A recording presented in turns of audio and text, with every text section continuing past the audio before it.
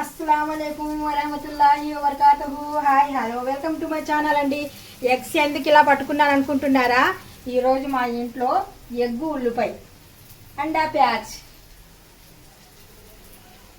ముందుగా నేను ఆనియన్ అనేది సన్నగా కటింగ్ చేసి పెట్టుకున్నాను.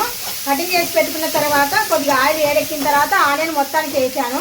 ఆ తర్వాత పసుపు అనేది ఫస్ట్ యాడ్ చేశాను. పచ్చి వాసన పోవాలి అనేసి పసుపు యాడ్ చేశానండి. పసుపు యాడ్ చేసిన తర్వాత కొద్దిగా సాల్ట్ కూడా యాడ్ చేశాను.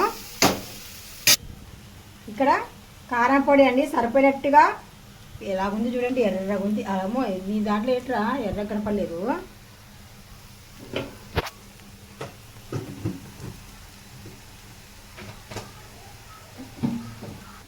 కారం పొడి వేసిన తర్వాత కొద్దిగా గరం మసాలా, కొద్దిగా చాలండి, ఎక్కువ వద్దు.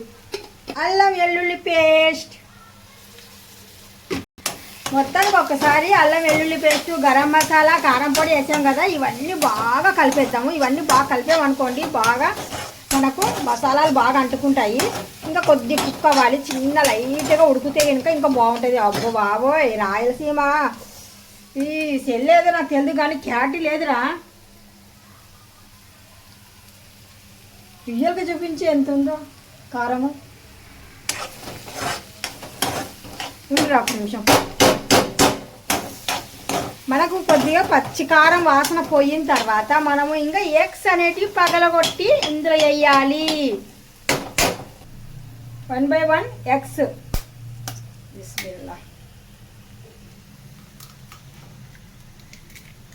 పడేసరికద్దాము.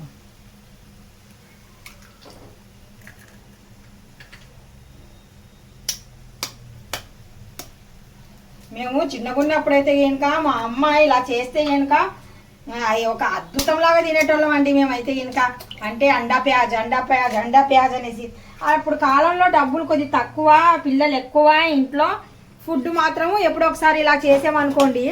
ఎప్పుడో ఒకసారి ఏం కాదులేండి, బాగానే చేసేవారు. అయినా కానీ సరే చూపిస్తున్నాను మామూలుగా మీకు. కావాలని నేను సెంటర్లో వేసి చూపిస్తున్నాను చూడండి. మనం ఉల్లిపాయ కొద్ది సైడ్కి చేసేసి ఈ ఎగ్ అనేది సెంటర్లో వేసామనుకోండి ఫాస్ట్గా కుక్ అవుతుంది. మనం ఉల్లిపాయ మీద మనము ఎగ్ వేసామనుకోండి అంత ఫాస్ట్ కుక్ అవ్వదు అనమాట, నిదానంగా ఉడుకుతుంది. అయిపోయింది, ఇప్పుడు రెడీ అయిపోయినట్టుగానండి. మొత్తానికి చిన్న పిల్లల కాటుండి పెద్ద వాళ్ళ వరకు ఈ కమ్మగైన ఎగ్ ఉల్లిపాయ కర్రీ చేసుకోవచ్చు. ఇక్కడ అయితే గుడ్డెక్కరి ఏదో గుడ్డెక్కరి అంటారు. వీడియో మీకు నచ్చినట్టుగా అయితే లైక్ చేయండి, షేర్ చేయండి, కామెంట్ చేయండి, సబ్స్క్రైబ్ చేయండి.